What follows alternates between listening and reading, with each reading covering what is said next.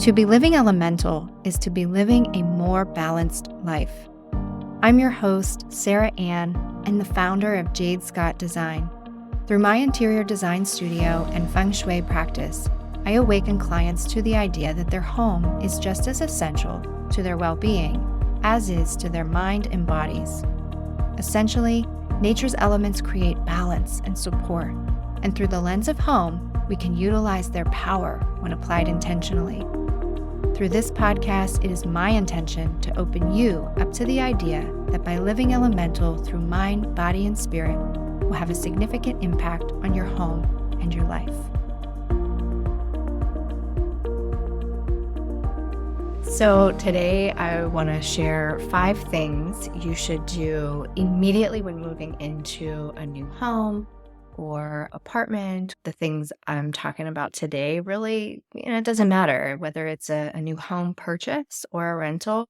I know sometimes we think when we're renting that we're a little bit more limited on what we can do, but these things that I'm going to present to you today will work for either.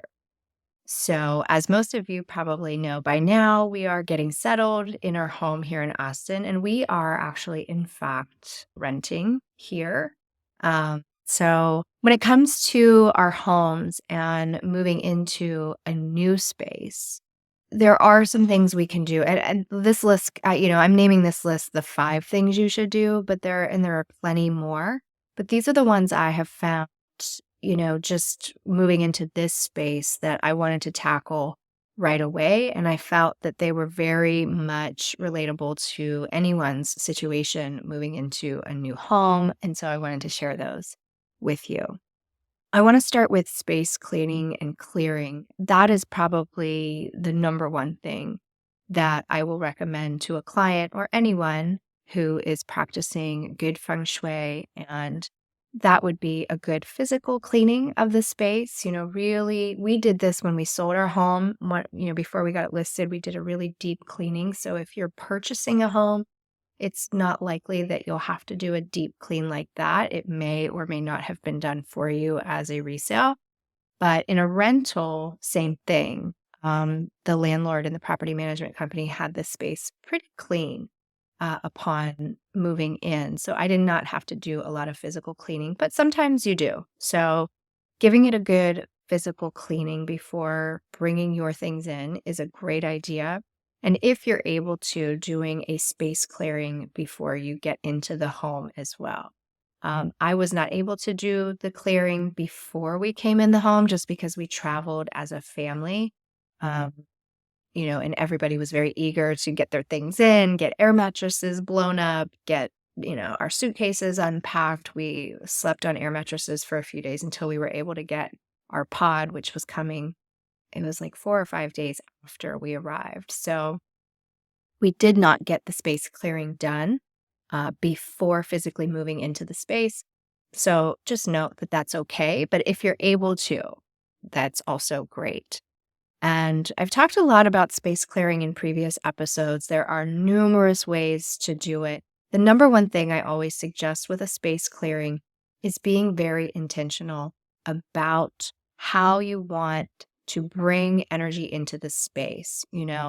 Moving into a new space usually means a new chapter in one's life. So what is it going on in your life that you're looking to invite more of, that you want to bring positively into your life? Maybe it's new career opportunities. Maybe it's finding new relationships romantically, or just finding your tribe, your new group of friends, depending on your age and the time of your life that you're in.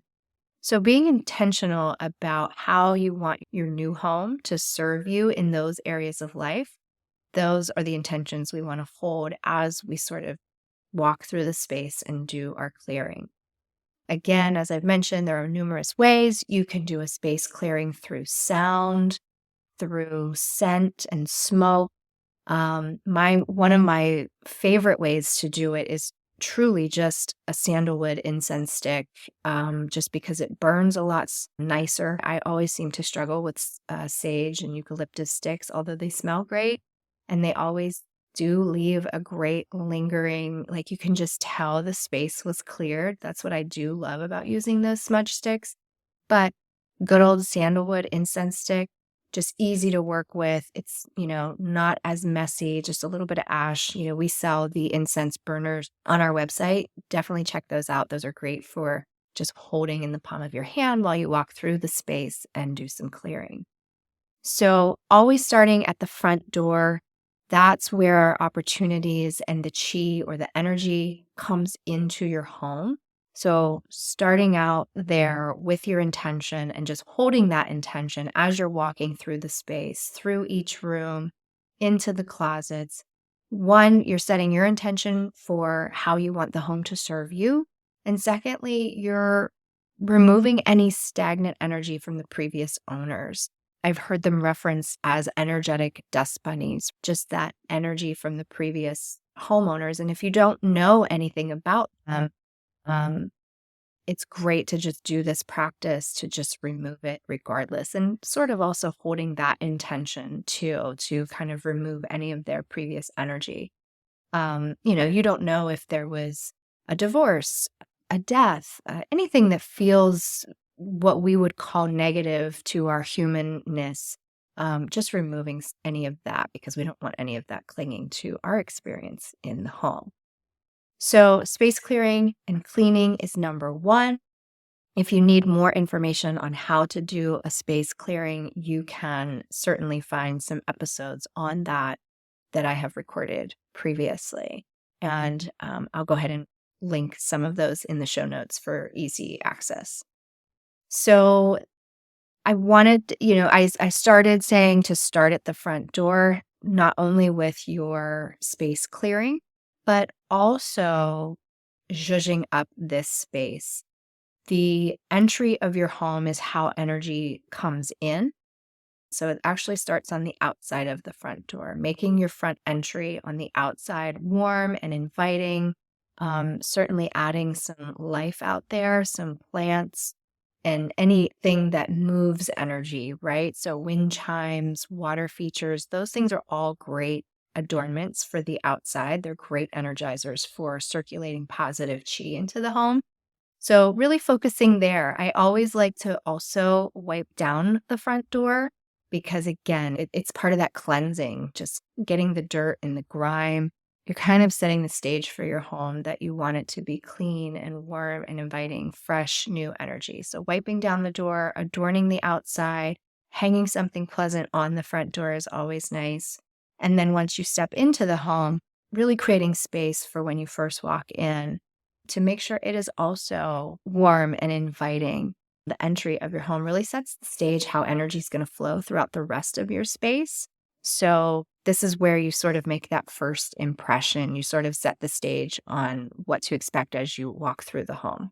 In this particular home that we're in, you walk through the front door, and there are two very long hallways that lead into the back of the home. And the guest rooms, the children's bedrooms actually are off to the sides, along with a few bathrooms and the laundry. And then the main, living space is in the very back of the home. So I have a lot of entrance and hallway to work with here. I will definitely be hanging some Feng Shui crystal balls to help the energy of this space sort of meander and permeate so it's not rushing, right? I probably have I probably have 6 guas in my entry and hallway. So I need to make sure the chi is sort of touching all of those areas because I don't want, of course, we always want to have a nice balance of positive energy flowing to all of those areas of the home. So I will be working on that, not only crystal balls, but also softening the floors with some runners and some artwork. That is also very helpful in that situation if you have those long corridors or hallways in your home, not just in your entry, but really anywhere in your home. So starting at the front door includes the clearing and the cleaning, but also adorning and energizing and really putting some focus on energy that's entering your home and the impression that you want to receive when you walk into your space. When you walk in at the end of the day or the end of a long evening, you just want to come into the space and feel like I'm at home, right? You don't want it messy, cluttered with shoes and jackets and dog leashes, and just keep it organized, keep it clean. That way, when you walk into your home, you feel that relaxed state. You don't feel like, oh, everything's a mess. So, number two, give the front entry, the front door, some attention and love. The third thing I'm going to recommend, again, this may not be in all the Feng Shui books as a top priority, but for me it was. We have a lot of windows in this house, primarily in the back living area. So we have a very open concept in the back of the house. It is kitchen, dining, and living space all as one, and two full walls of windows. And the first thing I noticed upon walking back there was how dirty the windows were. And when we talk about the mind body home connection, we always reference the windows as the eyes of the home. So we want to have clarity, especially moving into a new space, or in my case, a new city. I want to be really clear about what's my next steps here? How is my life going to evolve here? Um, what can I be welcoming in? Obviously, I want to let the light in, but I also want to be able to see clearly out. I actually have a window cleaner coming this week to address that. And they're very tall windows. We have 12-foot ceilings. So I am not doing it. It is something I used to do in my own home because, to be honest, I actually enjoyed cleaning my windows, but I used it as a practice. Understanding that the windows do mean having clarity in my life. I actually used it as a sacred ceremony time for me to address my windows. And what am I not seeing clearly? What could I be more open to seeing? Could I see another perspective about a situation? So, window cleaning, I actually always enjoyed, but these windows are huge. And so I'm going to have it done by the professionals. But even though I'm going to have somebody else doing it, I already knew, my intuition picked up on it right away. Get these windows clean, because you are going to have a lot coming at you as you set up your new business, as you make sure your kids are adapting to their new school and making new friends. Like, I really feel like I'm taking on a little bit for everyone, making sure that the house is being supportive of not only my needs and my desires for what I want, but also for the family. So, really having clear intentions and understanding where I want the direction of my life, my job, my career, and my family's lives, the direction I want those to go, being really clear about that is important to me. So, number three is having the windows cleaned inside and out. Number four, locate these three Bagua spaces: your wealth corner, your health corner, and your love corner. Locating the wealth corner is very simple. I did a huge Bagua series over the summertime addressing how to locate these. I will also link to those episodes in the show notes for easy access for you. But locating the wealth corner, far back left corner of your home, locating your love corner, far back right corner of your home, and your health center, which sits literally at the center of your home. I'm excited about my wealth corner. It now sits in what is our dining room. And what's really cool is we sold a lot of our furniture before we came here because, one, we came from a 1950s red brick colonial home, very traditional setting, very traditional furnishings, and moved into a modern one-story ranch-style home. Nothing was going to match, and I knew that immediately, whether we were in a rental or even when we buy a home. Just everything we had was not going to match. And to be honest, I wanted new things. We were ready for new things. I think I've mentioned that before on a few other shows. We have purchased new bedroom furniture for everyone. We purchased a new living room sectional and TV and all of that. The one thing we haven't purchased yet, though, is our dining room furniture. And I don't even know if I want to right away. We have a real nice modern kitchen, so we have some bar stools. We're able to sit and eat. Took a couple weeks, but we're able to sit and eat at least at the kitchen counter. But the dining rooms, like what I'm noticing in some of the houses that we're moving, everything here is new construction. And they're either a decent size or they're really small. And not knowing what sort of home we're going to move into once this lease is up, I'm hesitant to buy dining room furniture. And so where I'm going with that is my wealth corner sits there, and it's right now, it's almost like the energy and the message in this home is like it's open. It's open to whatever you want it to be, and you don't have to rush to fill it right now. Like, it's almost as if this home is telling me to stay open to the opportunities and the possibilities and don't rush it and just really get yourself in order before really addressing this area. Because once you have proper grounding, that foundation, it's like this home is telling me to do that first before just jumping in, And I've really been contemplating that. How am I going to move forward with Jade Scott Design? I know I want to stay with Feng Shui and this podcast and the shop. All of that feels very much aligned with me. But the decorating side, how do I want to move forward with that? How much energy do I want to put into running a design firm in a way that brings me fulfillment and joy? Because in Pittsburgh, I was not feeling fulfilled and joy from doing decorating work. I loved the before and afters, and I loved my clients. I didn't like the in between. It didn't feel fun to actually do it. And I don't know if I'm basing that off just the last few years with like a supply chain crisis and the whole COVID thing, but nonetheless, that all shifted the game for me in big ways. And I think a lot of people can say the same about their careers. So again, locating your wealth corner, really understanding how you want that corner to represent you or how it's represented in your life now. So that sort of has been my intuitive take on how this home is supporting. And to add to that, this is a rental home. This is a short-term situation. It's almost like get everything in order, right?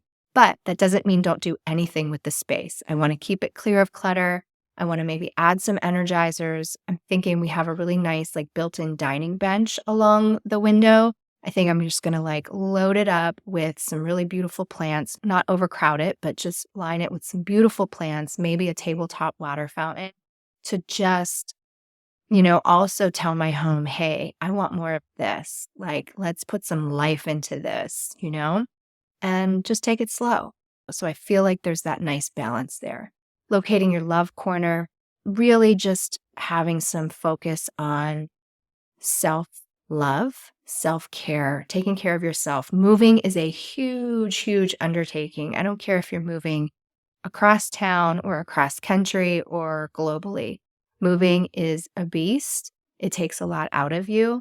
Locating that corner and just zhuzhing that up so that you can take some time there to sort of honor yourself and your needs, find some grounding there.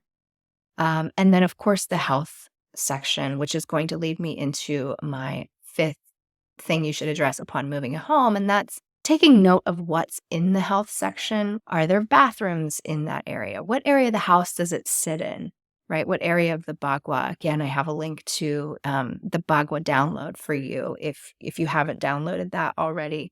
That particular center of your home, that touches every other gua. So it's really important to make sure that it is addressed.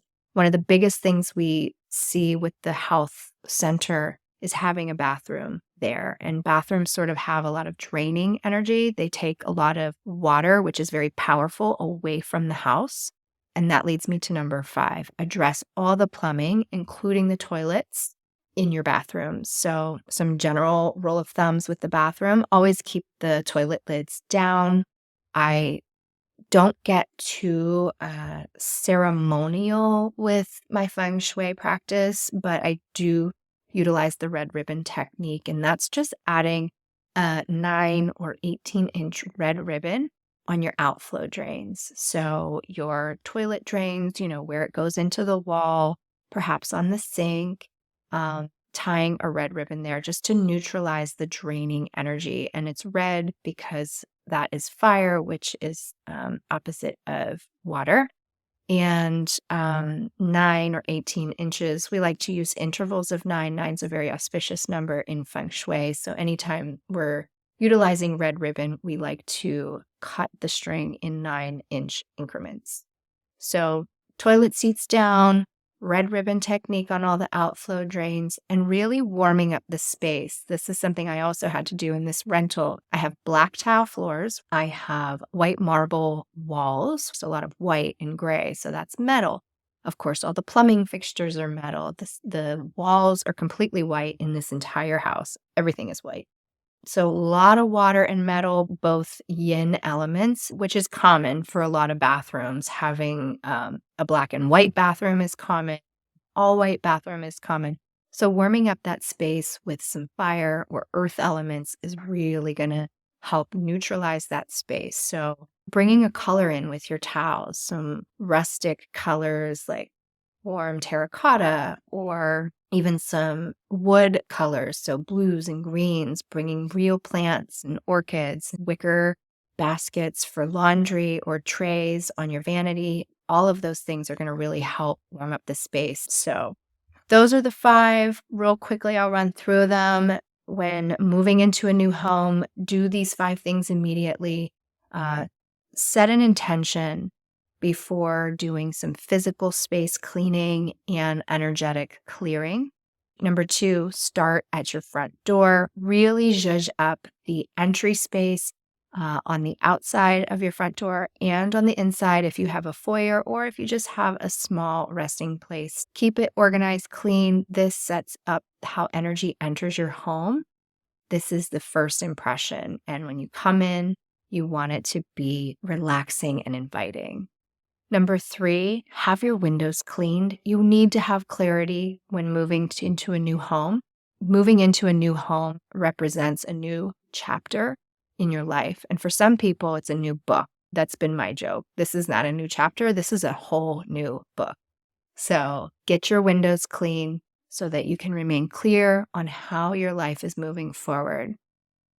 Number 4, locate your wealth, love, and health corner.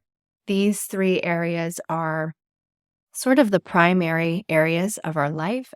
Be sure to download a copy of the Bhagwan map. I'll put it in the show notes. And number 5, address all the plumbing in your home with red ribbon technique, warming up the space with wood, fire, and even earth elements to help bring some balance to the very yin water and metal elements. And that's it. Those are my 5 suggestions. I hope that you have some good takeaways from this episode. Things are going to start winding down with the podcast. I have maybe 1 or 2 interviews out there. I will be running some episodes, probably more solo episodes, through the end of November is what I'm targeting. And then I will be taking December off to sort of reevaluate and address some of the things I think I mentioned this in a previous episode. I've been podcasting now almost a full year and I have some changes I want to make.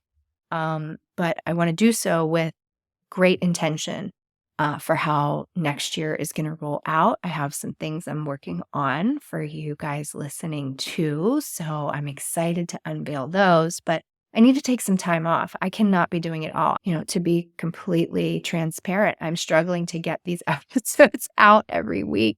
I've been really doing my best to make sure that I get it done. And I know a few of you out there know that and are cheering me on. So I have a few more rolling out through the month of November, and then expect maybe some replays. I think I might play around with doing my most downloaded episodes through December. And so more to come on all that. I need to sit down with my notebook and get really intentional about how I plan to move the podcast forward. But for now, I'm here for you. Please head to my website, jadescottdesign.com. There you can access the Contact Me page if you're interested in a Feng Shui consultation. I offer those locally here in the Austin area, as well as virtually. And the shop, I was hoping to have the shop items up by November 1st, but to be taking a little bit longer with getting all of my residency set up here in Austin, as well as getting the business established here, I have to sort of wait for final approval from the state to be able to actually sell things here. So, more to come on that. That's a little bit on pause, which, you know what, is okay because there's some things I want to clean up there too. I hope you enjoyed this episode. If you're moving into a new space, I'm really happy for you. It always represents a new phase of our lives, but it doesn't always have to come with challenges, although sometimes it does. Hopefully, these 5 things will help bring some more positive energy to your situation, regardless of what it is.